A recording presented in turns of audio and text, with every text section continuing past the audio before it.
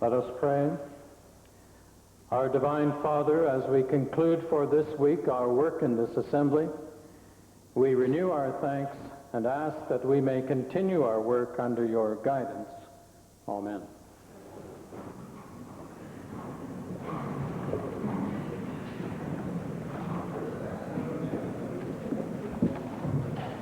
Introduction of visitors. Presenting petitions. Reading and receiving petitions. Presenting reports by standing and special committees. Notices of motions. Introduction of bills. Tabling returns and reports. Provincial Treasurer. Mr. Speaker, I wish to table the public accounts for the year ended March 31st, 1990. Member for Taber-Warner, sir. Mr. Speaker, under Section 19, Subsection 4 of the Auditor General Act, it is my pleasure to table 4 copies of the 1989-90 Auditor General's Annual Report. Minister of Advanced Education. Speaker, I wish to table the financial statements for the year ended March 31, 1990 for the University of Calgary.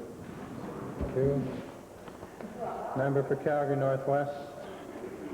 I would like to table 4 copies of a resolution passed by the Alberta Steel Fabricators Association requesting this government to get out of the steel-making business.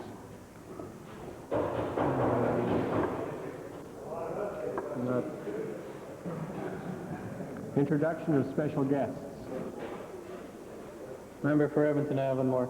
Thank you, Mr. Speaker. Mr. Speaker, it is my pleasure today to introduce to you and through you to members of this Assembly 18 students from Malcolm Tweddle School, which is in the constituency of Edmonton Avonmore. They are accompanied by their teacher, Mr. Don Bouquet, and they are seated in the public gallery. I would ask that they now rise and receive the warm welcome of this Assembly.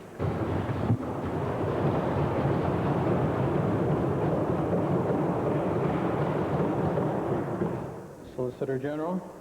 Mr. Speaker, I am pleased and privileged to introduce to you and through you to the members of the Assembly this morning 54 students from the W.D. Cutts Community School in St. Albert. They are accompanied by their teachers, Mrs. Sharon Lowen and Mr. Rick Nesselback, as well as Mr. Brian Sadler is with them also. I would ask them to rise and receive the cordial welcome of this Assembly.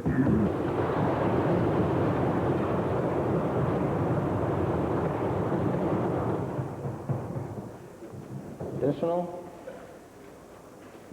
Ministerial statements. Oral question period. Edmonton Highlands. Mr. Speaker, feature this. You go to university for a couple of years, you're in a program, and then in year 3 or 4, the door suddenly comes down and you're told, you can't carry on in this program, you got to switch programs. Now, what this means is not a cost savings to the taxpayer. What it means is that the students actually have to stay in university for longer, borrow more money from the Students' Finance Board, and stay out of the job market for longer. I'd like to ask the Minister of Advanced Education, or perhaps the Provincial Treasurer, who seems to really control the issue, if they have come up with any solution to the crisis at education and post-secondary education, which isn't saving taxpayers' money, but actually costing taxpayers' money. Mr. Speaker, I think the record will show that we have one of the finest post-secondary systems in the country. Mr. Speaker, it's a principle that board-governed institutions must set policies within their institutions, and surely the opposition cannot disagree with a government that respects that, Mr. Speaker. The amount of funding available, as I've said ad nauseum, is amongst the highest in Canada per capita, Mr. Speaker, and I feel, and this government feels, that the institutions now must choose their priorities in order to run the institutions. Oh, come on. Mr. Speaker, the fact is that the per capita funding in Alberta has fallen dramatically compared to the rest of Canada. But let me point this out, Mr. Speaker. It's not just in universities. The disarray is throughout the system. For example, paramedics training at NAIT requires a prerequisite called Emergency Medical Technician course, which isn't available at NAIT. It's available only in Lac La Biche or SAIT. So students have to travel and spend more money while being away from home. Has the minister understood that the gross and continued underfunding of the post-secondary education system is not saving the taxpayers' dollars, it's costing them because there is no continuity of programs anymore? Right. Mr. Speaker, I would remind the honourable member that it's just a year ago that the institutions were asked to participate in a process called Guidelines for System Development, whereby the 28 institutions would cooperate in a way that would best serve the interest of adult Albertans. Mr. Speaker, we have the highest participation rate in the country in terms of those attending. I'm confident, Mr. Speaker, that the day of a student choosing the institution of their first choice or the program of their first choice is perhaps part of history. I would simply ask the honourable member to bear in mind that the government continues to set education as amongst its highest priorities.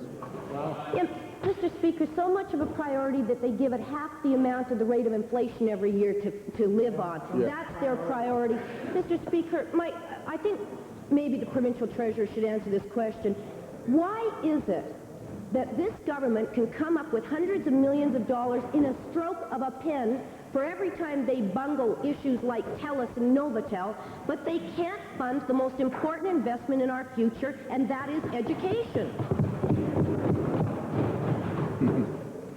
Mr. Speaker, the member is so far wrong that it's probably going to take us another 3 or 4 months through the entire debate of the budget, which will be forthcoming, to explain to her how it is that this government has been able to balance its budget on very reasonable terms over the past 6-year period and at the same time maintain considerable priority, if not very high priority, in the areas of education and health. It's going to take us some time to do that, Mr. Speaker, because the opposition likes to take the narrow advantage and point out really false information. However, we will set the record straight. The Minister of Education, the Ministers of Health, and other programs will spell out for the opposition how it is we have crafted the way in which we fund these organizations. And the clear strength of the Alberta economy is part of the response, of course, because people in Alberta are at work. Jobs are being created, Mr. Speaker. New investment is coming here. And that's the heart of how you generate opportunities for the youth that the member talks about.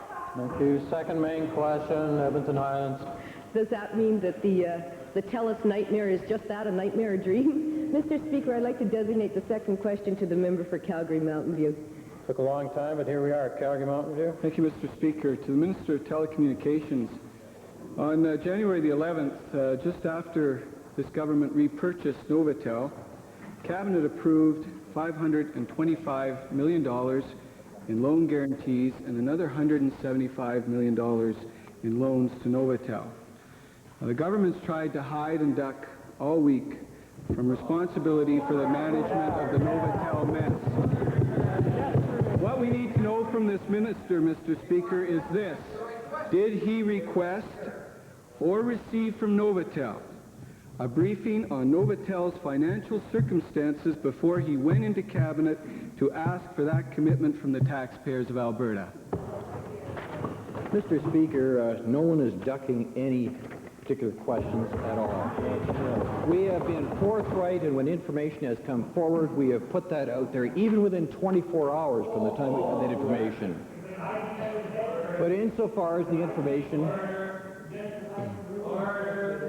on the $525 million that the honourable member refers to, all I need to do is refer him to the January 11th news release that was put out with full information with respect to those matters. Can you read, Rob? Mr. Speaker, Novotel was a big embarrassment for this minister last September. They made a commitment on behalf of Alberta taxpayers to cover all the losses at Novotel, and then they had to purchase it for $160 million. And now he's trying to tell us that the information that was provided, which proved to be quite false subsequently on March, I'd like to ask the minister, on what basis did he satisfy himself that this request for Cabinet last January 11th was supportable? Was he in any way misled by Novotel before he went into that Cabinet meeting? Mr. Speaker, at all times during the matters that related to the privatization of TELUS and laterally with respect to the losses Again, we have been forthright and put out the information as provided to us, and upon which we relied in the earlier days because of the fact that it was authenticated and certified by auditors. So you're a secretary. Mr. Speaker, given that the Auditor General has told the official opposition that work on Novatel's 1989 audited financial statements are virtually complete, in fact, they could be signed off as early as today, will the minister agree to make these audited statements public next week so that the taxpayers who are paying the bills will know exactly what this mess has cost them and who exactly to believe in terms of the total cost to them for this Novatel mess? Mr. Speaker, we will make those statements available to this House in the way in which they always have been, full information, audited statements, including the Auditor General's review. Yes, the Auditor General has been very involved with all of the accounting changes that have been undertaken, the once-only ones, entries that have been indicated, and full information that has been given to the honourable member, as well as other members. And the Auditor General will pursue that and make its report in due course. Member for Edmonton Glengarry, Leader of the Liberals. Mr. Speaker, on Tuesday, the Premier gave his famous wheelbarrow statement wherein he set out 3 reasons by which Albertans would be denied information. That is, if it fell in the category of health of the individual, the category of competitiveness involving individuals or corporations, or national security. In 1984, Mr. Speaker, the then provincial treasurer undertook to provide information relating to actuarial data that pertain to Alberta's unfunded pension liability. That information has been requested and it has been denied. My first question is to the provincial treasurer. Given that the provincial treasurer has in fact denied providing this information, I'd like to know from the provincial treasurer whether this means that Albertans don't deserve to know this information about a most serious matter affecting Albertans. Mr. Speaker, it is not just a coincidence that today, you may have noticed, I filed the table of the public accounts. Did you notice how large that massive volume of information was, Mr. Speaker? I'm sure the members here did. The stacks were that high, Mr. Speaker. Volumes and volumes and volumes of information detailing specifically what this government has done, including all information that's ever relevant to the operations of this government, including, Mr. Speaker, I should point out, including information on the pension liabilities provided specifically in the public accounts. So we're not holding back at all. The member is looking for some narrow reason to criticize us, taking the foolish position of the wheelbarrow example. The only thing that you fill that wheelbarrow is his own words, Mr. Speaker, and I can be more specific about what his words will be, Mr. Speaker, but I won't. We provide all kinds of information. Thank you. Thank you. Thank you. Thank you. Supplementary, briefly. Mr. Speaker, we continue to get that matter deflected. I'd like to then put the question to the Premier. Which category does he put the refusal of providing this information to Albertans? Which of the 3 categories? The information that we have asked that pertains specifically to the undertaking given by Mr. Heinemann. Mr. Speaker, obviously I was not in the House or even a member of the legislature when Mr. Heinemann in 1984 did something, and I'm not familiar with that matter. I want to straighten out the Honourable Leader of the Liberal Party about the comments regarding what is available as information in this legislature, because I told him to learn how to do it. Because I mentioned certain areas where tradition has said that you do not provide information, but I also mentioned that we live by Beauchesne as well, which has lists of things that we are not to provide, and it's very clear.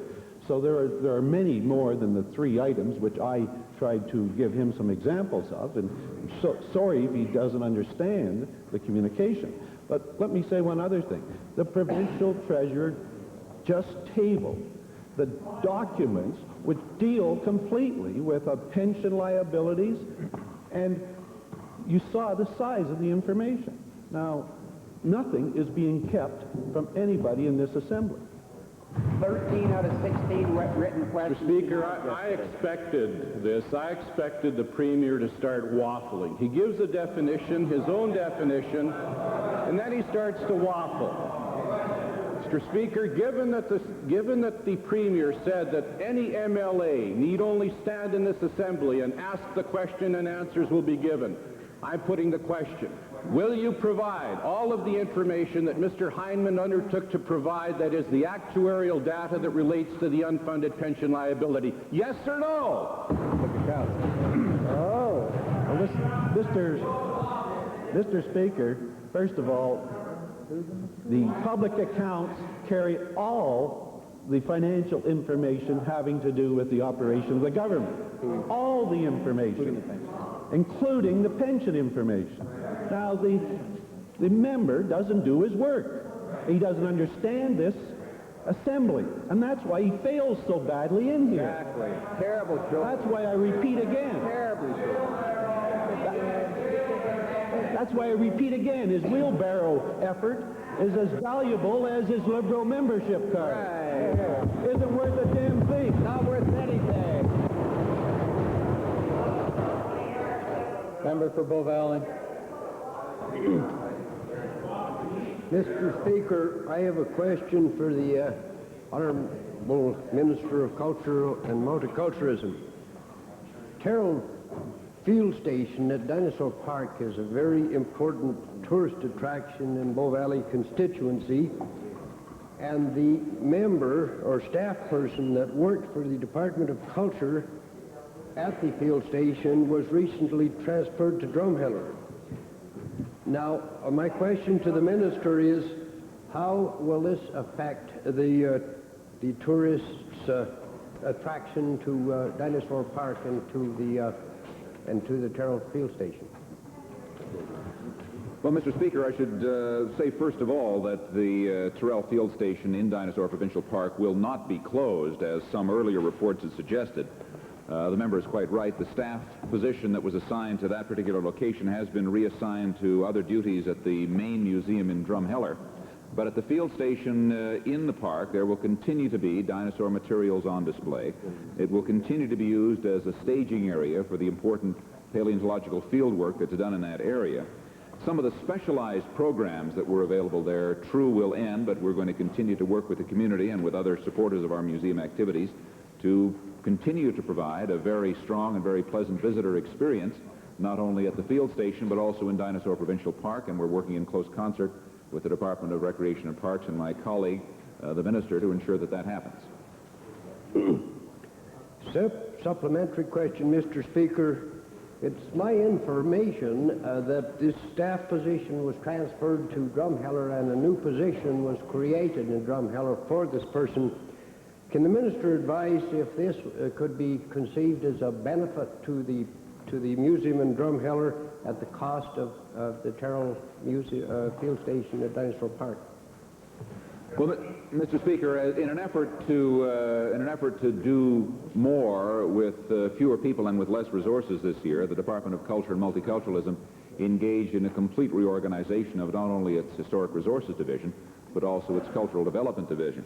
And in some cases, jobs were reassigned, duties were changed, and positions have been moved. But in all cases, Mr. Speaker, whether it's at the field station, whether it's at the Terrell Museum, whether it's at Head Smashed and Buffalo Jump, or here in Edmonton at the Provincial Museum of Alberta, the fine work that's done by the Historic Resources Division at those facilities and the important preservation work will continue to be done in all cases. Member for Calgary Forest Lawn. Thank you, Mr. Speaker.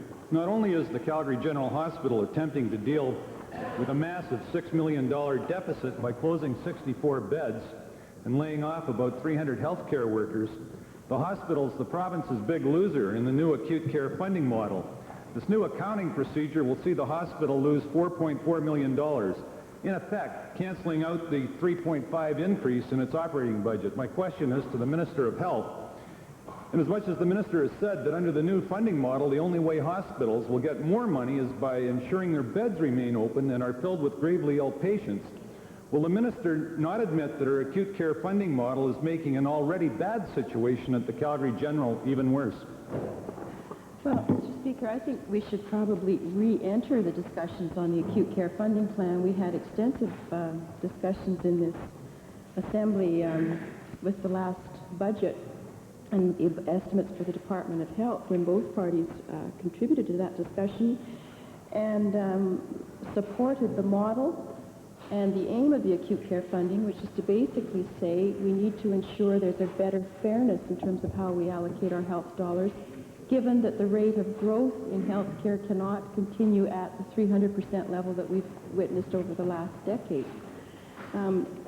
With respect to the insinuation in the honourable member's question that there is an improper use of the acute care funding model, or that it's not proceeding in the way that it should, I would like to remind him that when we built the model, it was built with the 35 large over 60-bed hospitals in the province contributing to it, and was managed by a steering committee, which is made up of the Alberta Hospital Association, the Alberta Medical Association, the Alberta Association of Registered Nurses, the Council of Alberta Teaching Hospitals of Alberta, and 2 representatives from the Department of Health.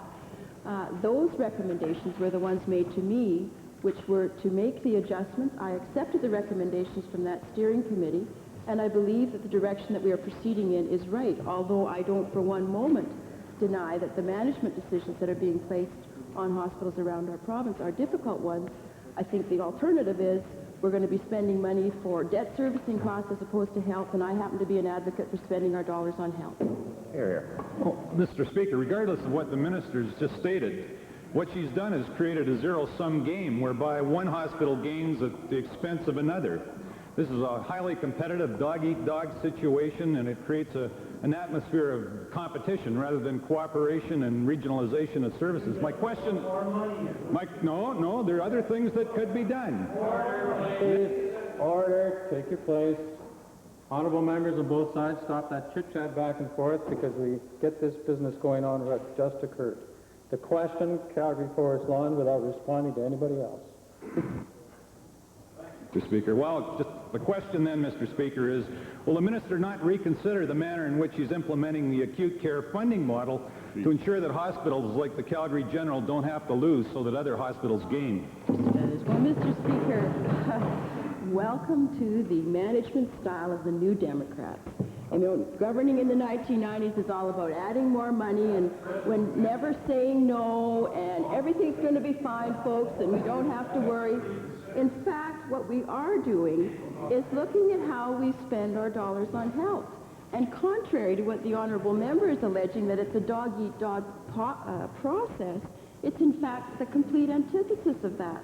We have all those hospitals working together to build the funding model. And the Health Performance Index, which is a result of the model that those 35 hospitals have built, is that there is now a disincentive to close down hospital beds in our province. Because when you close down hospital beds, you make your Health Performance Index be a poorer index. So that's not going to occur. I think, in fact, it's a very creative and a very progressive review of how we're going to manage social programs in the 90s in this province, and the NDs are just out of it right now. Yeah.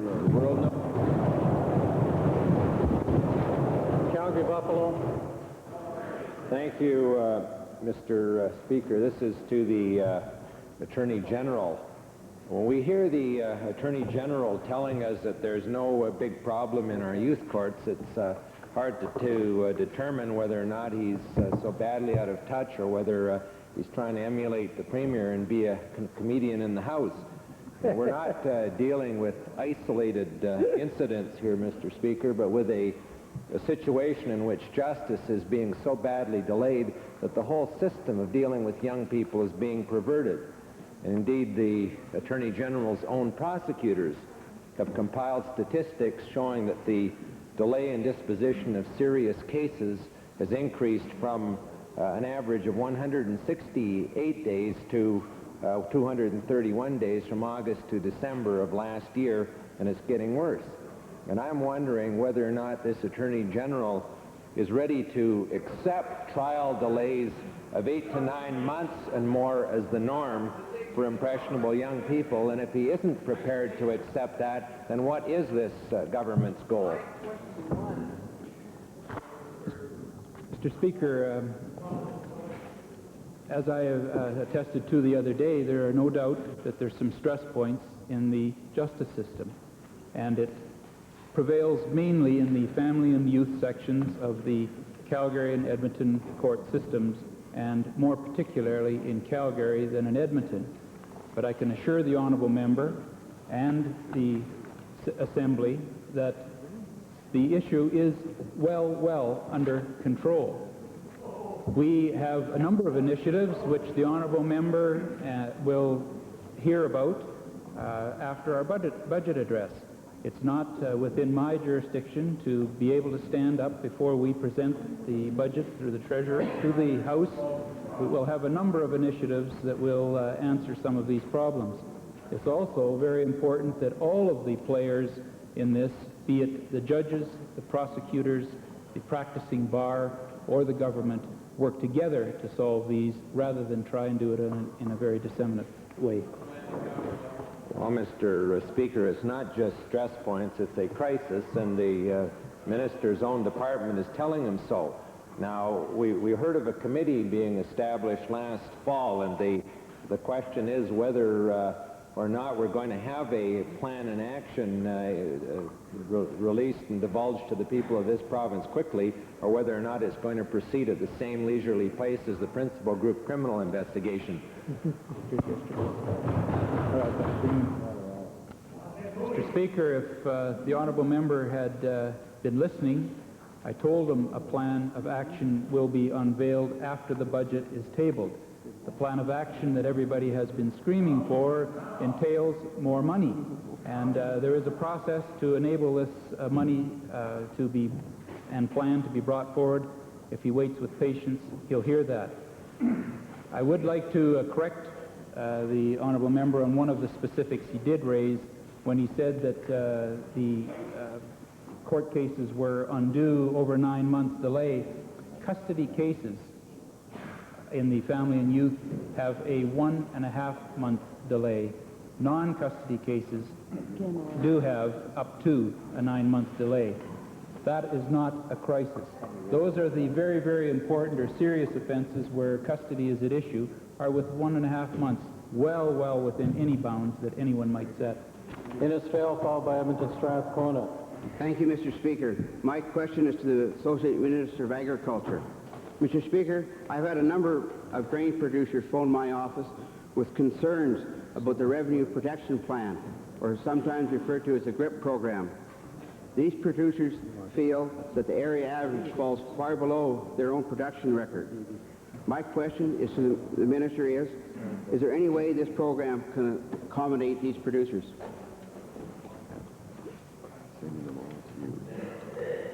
Thank you, Mr. Speaker. To answer the member, I'd like to just comment briefly on the program for all members, Mr. Speaker, with your indulgence, because the Revenue Protection Plan is an option being offered in addition to crop insurance and is continuing our government's commitment to our agricultural producers to provide safety nets. I don't have anything to read. The Gross Revenue Income Plan, shall I? No, honourable member, you might as well sit down for a while. The honourable member, I'm sure, will learn parliamentary behaviour in due course, starting in the next 30 seconds. Associate Minister of Agriculture. Thank you. The Gross Revenue Income Plan is calculated using a 70% index moving average price times the average yield of a producer or his individual yield to calculate their guaranteed price per acre. Because we do not have a majority of our producers in Alberta under individual coverage, many producers have not established their individual yield. And the member is correct in their assumption that they are being disadvantaged to the program. To counteract that, we have introduced a production offset model, which will allow those producers to protect their offset between the average yield and their calculated yield that can be demonstrated. Thank you, Mr. Speaker. My supplementary question to the Minister, since this option has just been made available, what is the deadline for application for this program? Well, the auction has been available for about as long as the program has been in place, but the member is correct in not all producers not understanding it.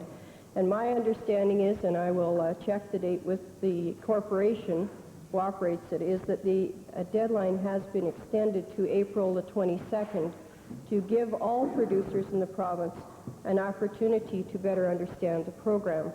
I should also add, Mr. Speaker, that we are holding regional meetings across the province to help producers understand the greatly enhanced program. Member for Edmonton Strathcona. Mr. Speaker, my question is for the Attorney General. With the Crown Attorney's report in today's newspaper that the Alberta Youth Court backlog is more than 3,000 cases which fail to meet the legal requirements for speedy trials, it's clear that delay is the rule rather than the exception. In light of these facts, how can the minister contend that we do not have undue delay in the youth court system and dismiss the Calgary robbery case as simply an aberration? Mr. Speaker, it's unfortunate the member wasn't present in the Assembly a few moments ago because this item was just answered. The member the other day was told that yes, there are delays. The justice system across Canada has delays and standard delays of in the 6 to 8 and sometimes 9 months. And there are aberrations where they go a bit further. The issue that he discussed the other day and has brought up, the case in Calgary, I'm not at liberty to discuss the details of because it's a matter still before the courts, but I would be delighted after the disposition of it to set the record clear that there is not a 3-month delay relative to the Ascoff decision in this instance. Mr. Speaker, on Wednesday, the member suggested that the Calgary case was an aberration, and he also suggested that Alberta's system compared favorably with that of other jurisdictions in the country. Is it really the Attorney General's position that being the best of a bad lot is sufficient when it comes to the administration of justice in the youth court system? Mr. Speaker, again, in the absence, the comments were missed that I'll withdraw that, Mr. Speaker, the reference. Minister, you're entirely correct in this instance, and I'm sure the honourable member for Edmonton Strathcona can read the answer to the previous question. Edmonton Kingsway. Thank you, Mr. Speaker. My questions are to the Minister of Technology, Research and Telecommunication. For many years, Novotel lost money, but AGT was always able to pick up those losses. Then you sold AGT and then had to turn around and repurchase Novotel. Now, since the taxpayers are on the hook for something like $900 million, will the minister finally admit that selling AGT was a bad deal from the point of view of the Alberta taxpayers?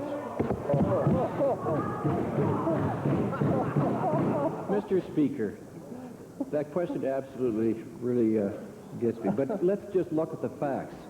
Well, look at the source. The taxpayer of Alberta was on the hook for over $2 billion while AGT was a Crown corporation. Exactly. Mr. Speaker, AGT was never a risk to this province. It was a controlled public utility. It always made a profit. But since this boondoggle, the taxpayers have picked up $100 million tab for selling AGT. They picked up $160 million for the repurchase of Novotel. They picked up a $204 million loss, and they're on the hook for $525 million more in guarantees. How far is this minister prepared to dig into the taxpayers' pockets, into that $525 million, to prove that the sale of AGT was a good deal for the shareholders? Well, Mr. Speaker, for a school teacher, I marvel at his arithmetic. The fact of the matter,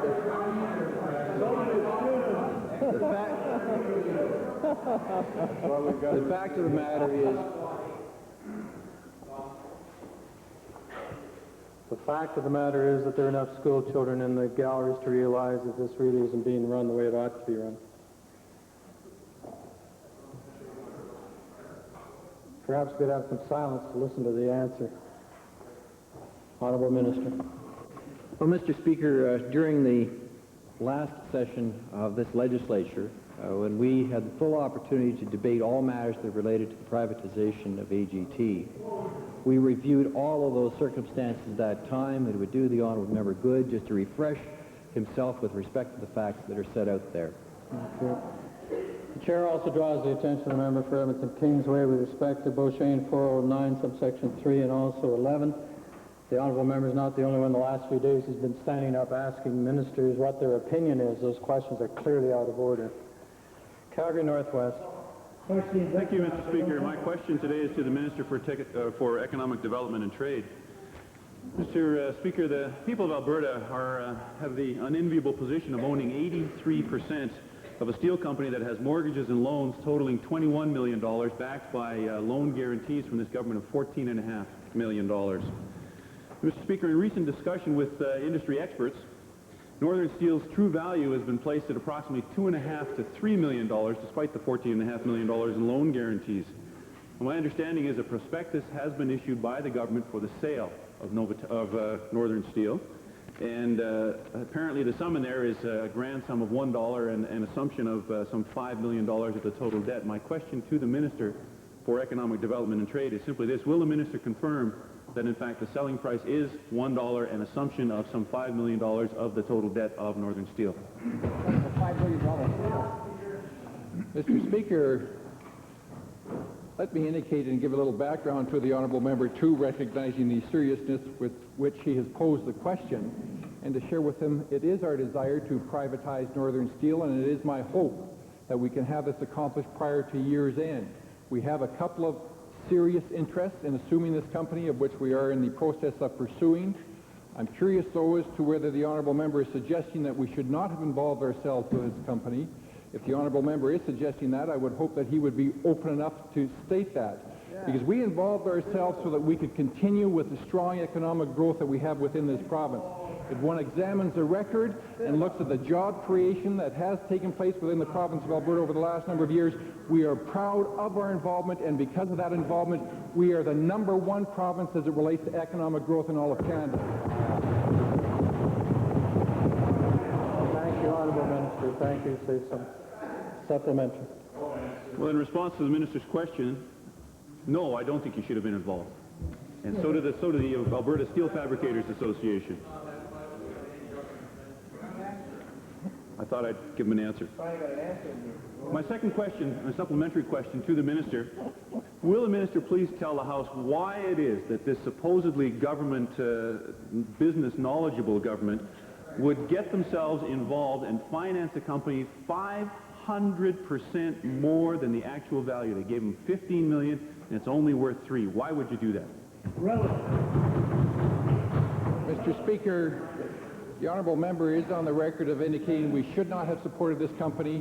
The honourable member should be very much aware as to the statements of the union to the contrary, whereby this government is concerned with job creation in the province of Alberta, unlike his friends opposite. And because of our concern for job creation, we didn't involve ourselves in the economy. We recognize the important role that Northern Steel played in the activity within the province of Alberta. I also share with them, I recognize the legitimate concerns of the steel fabricators, and that is why I've indicated to them, as I've indicated to the House, we're going to do our utmost to make sure that this company is privatized. I am working towards the goal of year end, and hopefully we can accomplish that. But again, we want to make sure that Albertans have jobs and meaningful employment within the province, and we're not going to take any sides. We're going to walk that fine line down the middle so that we can continue being a province that is strong and a leading province as it relates to economic growth. Calgary Glenmore, followed by Vegreville. Calgary Glenmore. Mr. Speaker, there's been a great deal of discussion recently about the federal government considering major revisions to Canada's policy of the official bilingualism. An interim report released yesterday by the Select Committee of Ontario in Confederation discussed a plan to give the provinces control over their language and culture. and that Ontario should act as a mediator between the regions in Canada. And to the Minister of Federal and Intergovernmental Affairs, are there any similarities or common themes between the Ontario interim report and the Alberta discussion paper produced by the Constitutional Task Force? Well, Mr. Speaker, I've just received a copy of the Ontario Select Committee on Ontario and Confederation. I'm in the process of reviewing that. It appears that they have issued an interim report which is somewhat similar to the discussion paper which our task force brought forward and which will form the basis of discussions with Albertans on the issue of Alberta in a new Canada with the Select Committee which is shortly to be brought before this Assembly for consideration.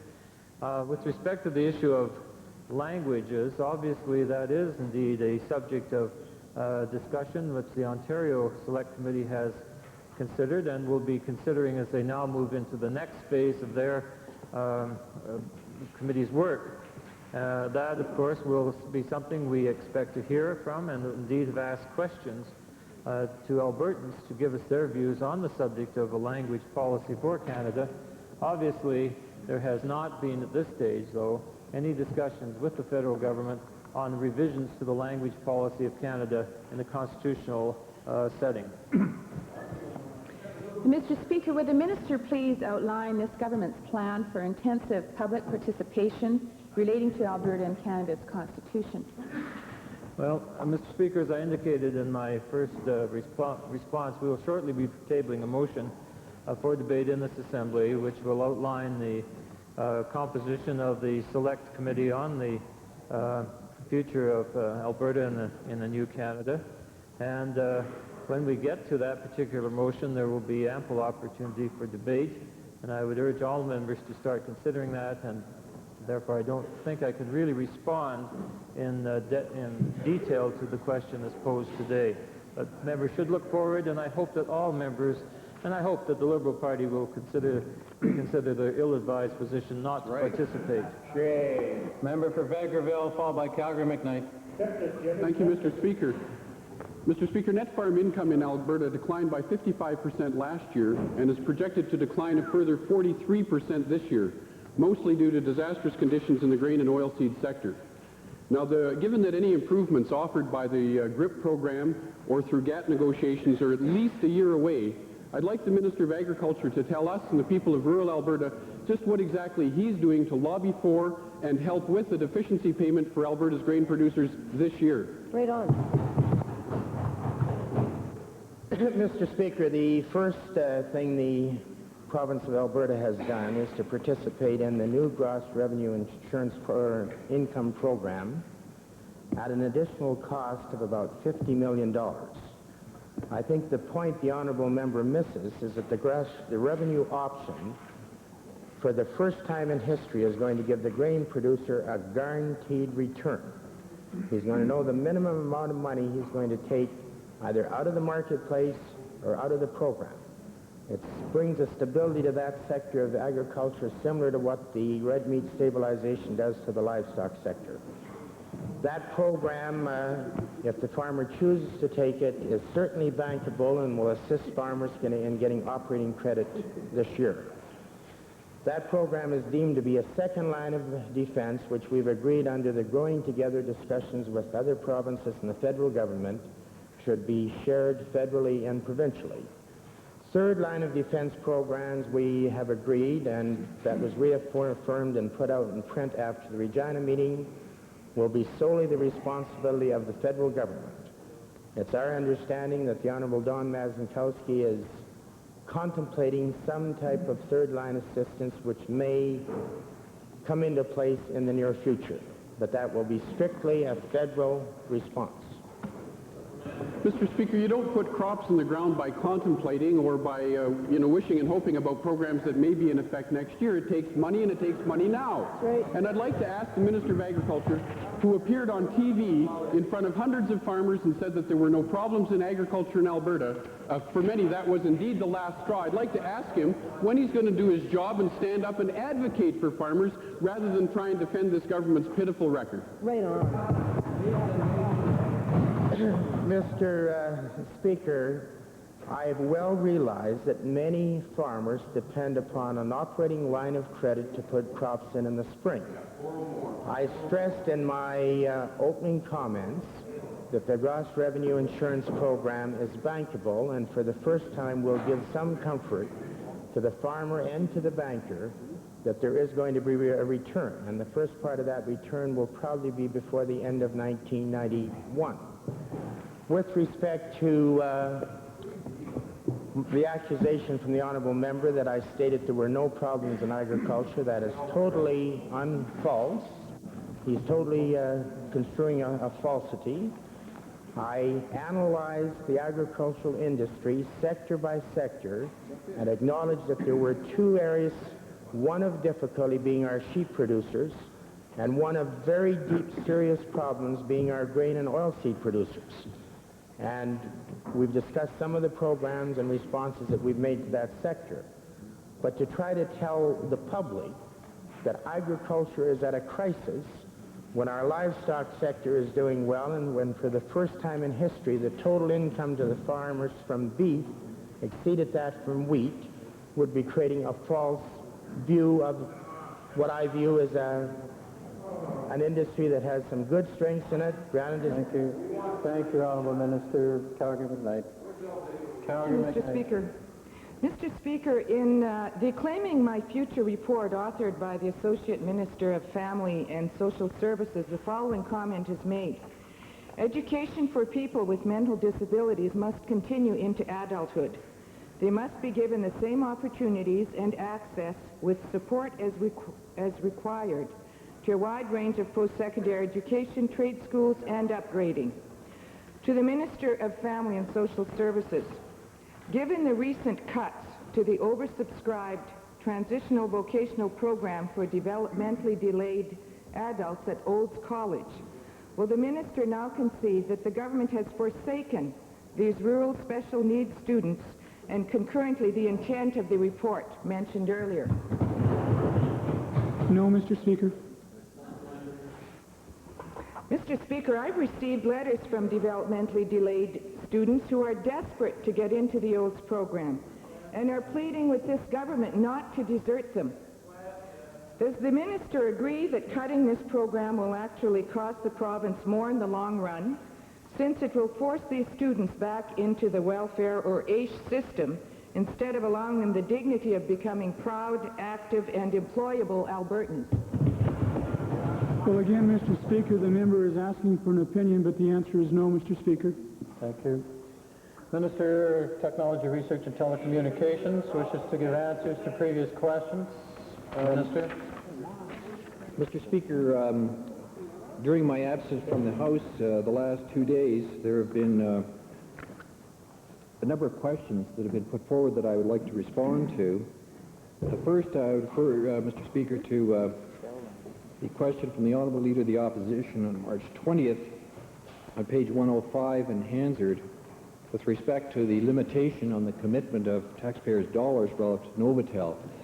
Mr. Speaker, the prospectus that the TELUS investors received indicated that they could expect earnings from Novotel of $16.9 million for the 6-month period. That amount was included in the payment at the time that Novotel was reacquired, and no further amounts are required to be paid by Novotel or this government to TELUS. Edmonton Highlands on behalf of the Leader of the Opposition. Well, thank you, Mr. Speaker. I was expecting a different response from the minister. Is he able yet or now to confirm that the executive, John Burrows, who was fired from his position at Novotel last November, is on the board of Novotel as well as on the board of TELUS? Is this true or not? And I'd like to know. Yeah. Thank you, Mr. Speaker. I was going to come to that one as well. That was on March the 21st in page 129 of Hansard. The statement of Mr. John Burrows was that at the time that he was terminated by TELUS, Novotel was not part of our government. It was a subsidiary of TELUS. He was, in fact, removed on November the 29th, and Novotel or TELUS, or whoever responsibility was at that point in time, did not file as yet, but it's apparently drafted and in place, the usual notice that is given to the registry. So clearly he was not a director of TELUS or of Novotel after November the 29th.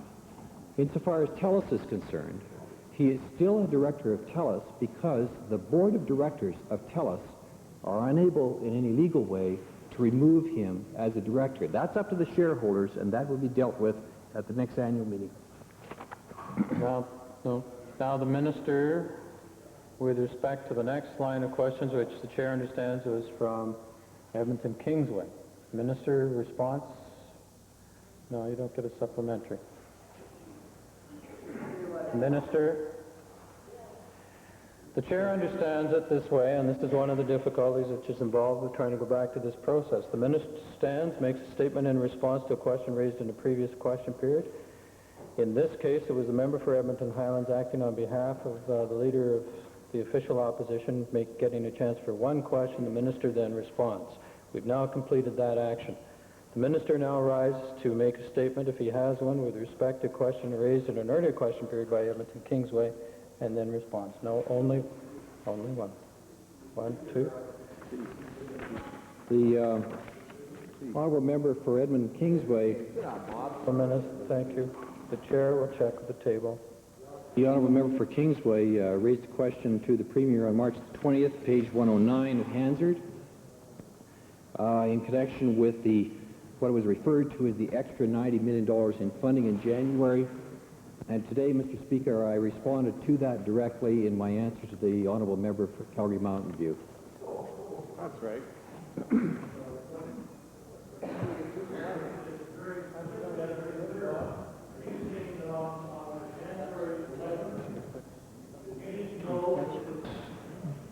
Deficit of some, well, you had to make up to $16.9 million profit, whatever the losses were. You had to make up that whole amount. Turned out to be $204 million instead of the $21 million you talked about earlier. But are you saying that on January 11th, that you didn't know any of that it was going to turn into a $204 million loss? Is that what you're really saying? I'm saying that I did not receive any statement of loss from this company for the year 1990 until the date upon which 24 hours before the day that we released it to all members. Thank you. Now, with respect to the questions raised by the member for Edmonton Glengarry. Minister. Mr. Speaker, the honourable member for Edmonton Glengarry posed a question on March 20th to the Premier on page 107 concerning bonuses that he alleged had been paid to senior managers last year and the year before. Mr. Speaker, we did check into that, and in accordance with the ongoing corporate practice, there were bonuses given in both 1989 and 1990 to two senior managers in the marketing areas in the United States. They received bonuses for exceeding targeted revenues, and the incentive bonuses far exceeded the target revenues, which are customary actually within the industry. They amounted to 30,000 Canadian in 1989 and 25,000 US in 1990, and they were based on performance that resulted in tens of millions of dollars of extra revenue. So two of the employees, of the total of 1,800 employees, received bonuses in a year for that specific purpose.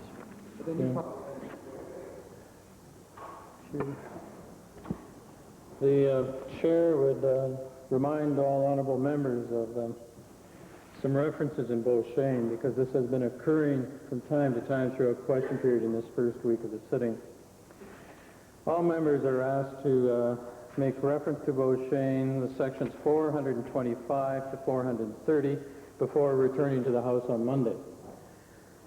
In addition, consideration could also be given to Beauchesne 407 to 420. And in particular, the Chair would point out that the procedures of this House, which are dealt with on Tuesdays and Thursday afternoon, dealing with written questions and motions for return, are really not the subject of question period. And the questioning in question period of the way procedures are dealt with on Tuesday and Thursday should really be raised on the matter of those particular days, not in question period. And finally, because in the shout to the why, and the question when the speaker is supposed to be standing here giving a ruling, the speaker is not to be interrupted, member for Calgary Buffalo. If you wish to disagree with any of this, I'm quite certain you can put a motion on the order paper and censure the speaker if that's your desire. The House goes by what standing orders require and also by the operation of Beauchesne. And in particular, read into the record Beauchesne 416, replies to oral questions. 1. A minister may decline to answer a question without stating the reason for refusing, and insistence on an answer is out of order with no debate being allowed. And further, a member may put a question but has no right to insist upon an answer. I'm sure all honorable members will take that into consideration.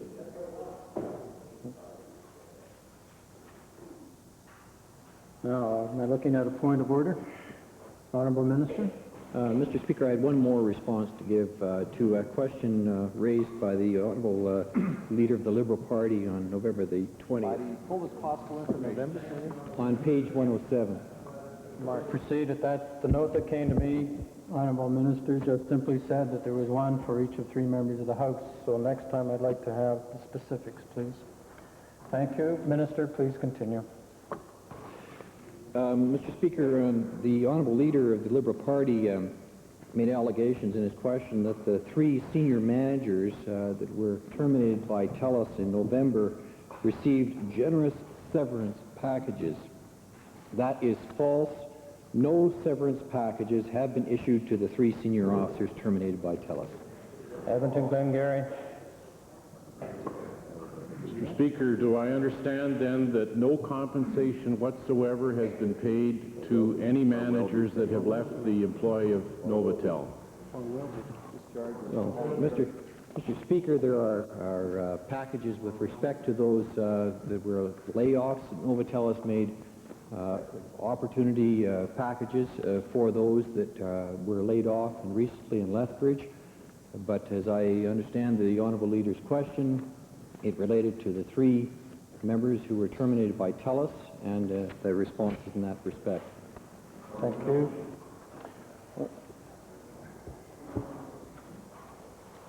Well, hold it. Before we go to the point of order, because we have guests waiting in the gallery, may we revert to the introduction of special guests? Opposed? Carried. Thank you, Minister of Tourism, and Whitemud and Redwater Andrew. Mr. Speaker, it's a pleasure to introduce to you and through you to the members of the Legislative Assembly a group of students from the Alberta Vocational College in Wetaskiwin. These 34 students are seated in the public gallery with their teachers, and I would ask that they rise and receive the warm welcome of the Assembly.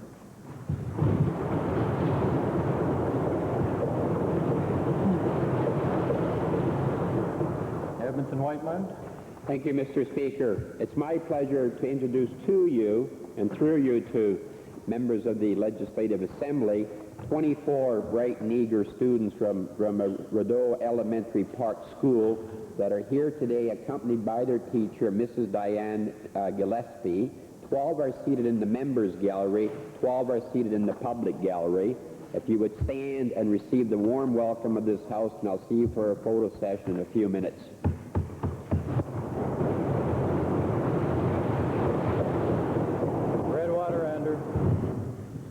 Thank you, Mr. Speaker. It's my pleasure today to introduce to you and to the rest of the Assembly 54 fine junior and senior high school students from the town of Lamont, and they're also accompanied by his teachers, Miss Dack and Mr. Mitrash, and parents, Mrs. Rutko and Mrs. Bowes. They're seated in the members gallery, and I ask they rise and receive the warm welcome of the Assembly.